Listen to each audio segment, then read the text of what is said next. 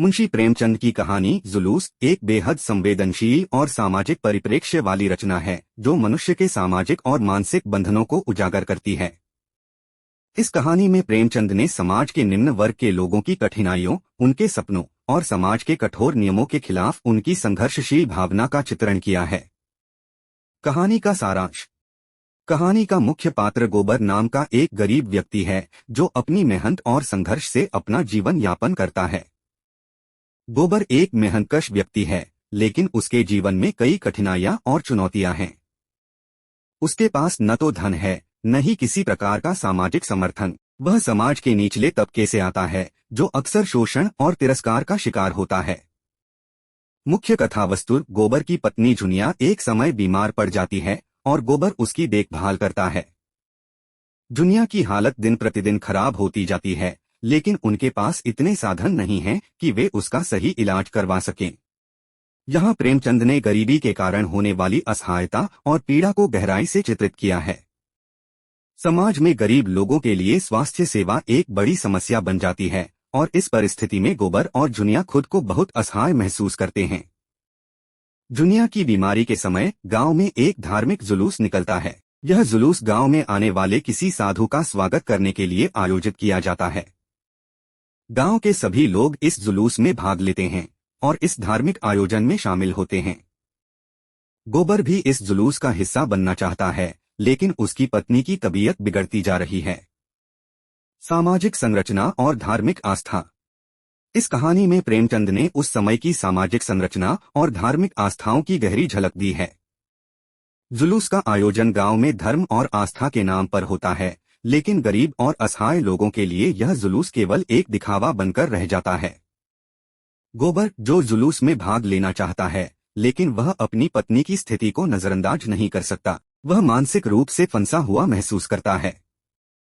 एक ओर वह धार्मिक आस्था और गांव की परंपराओं का पालन करना चाहता है, लेकिन दूसरी ओर उसकी पत्नी की हालत उसे चिंतित करती है। प्रेमचंद ने यहाँ मनुष्य के भीतर चल रहे मानसिक द्वंद्व को बड़ी ही कुशलता से उजागर किया है। गोबर का संघर्ष इस कहानी की आत्मा है। वह एक ओर अपनी पत्नी को बचाने के लिए संघर्ष कर रहा है, तो दूसरी ओर समाज के रीति रिवाजों और धार्मिक परंपराओं का पालन करने के दबाव में भी है। वह खुद को अकेला और असहाय महसूस करता है, क्योंकि उसकी पत्नी की बीमारी के समय कोई भी उसकी मदद के लिए आगे नहीं आता। कहानी में प्रेमचंद ने यह संदेश देने की कोशिश की है कि गरीब और असहाय लोगों के लिए समाज में कोई स्थान नहीं होता। धार्मिक जुलूस और आस्था के नाम पर लोग अपनी नैतिक जिम्मेदारियों से मुंह मोड़ लेते हैं। गोबर का संघर्ष केवल अपनी पत्नी के लिए नहीं है, बल्कि वह समाज के उन नियमों और परंपराओं के खिलाफ भी लड़ रहा है जो गरीब लोगों के साथ अन्याय करते हैं। अंत की त्रासदी।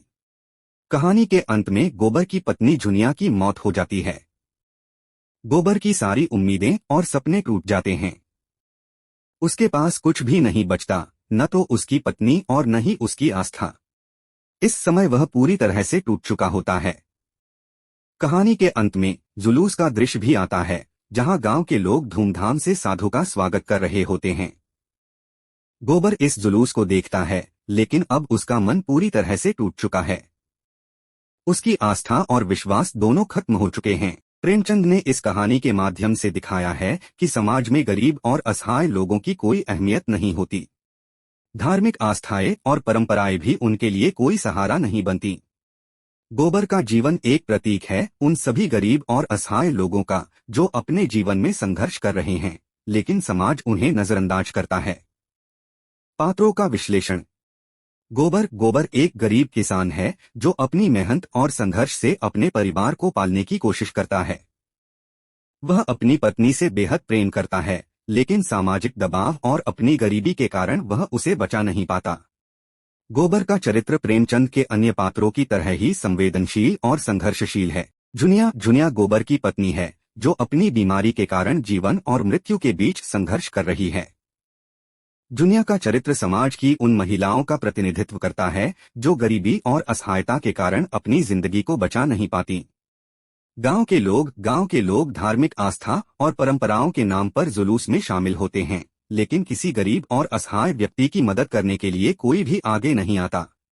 वे समाज की उस मानसिकता का प्रतिनिधित्व करते हैं जहां धर्म और आस्था के नाम पर लोग अपनी नैतिक जिम्मेदारियों से मुंह मोड़ लेते हैं। प्रेमचंद की दृष्टि। प्रेमचंद ने इस कहानी के माध्यम से समाज में व्याप्त अन्याय और असमानता को उजागर किया है।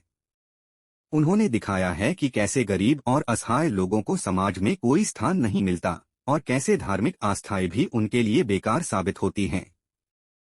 प्रेमचंद की यह कहानी आज भी समाज में व्याप्त असमानता और अन्याय को उजागर करती है और हमें सोचने पर मजबूर करती है कि हम किस दिशा में जा रहे हैं।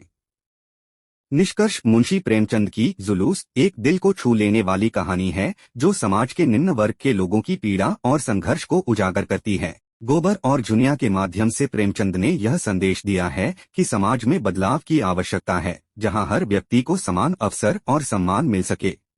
अगर आपको यह वीडियो पसंद आया हो तो इसे लाइक और शेयर करें और ऐसे और वीडियोस के लिए मेरे चैनल को सब्सक्राइब जरूर करें।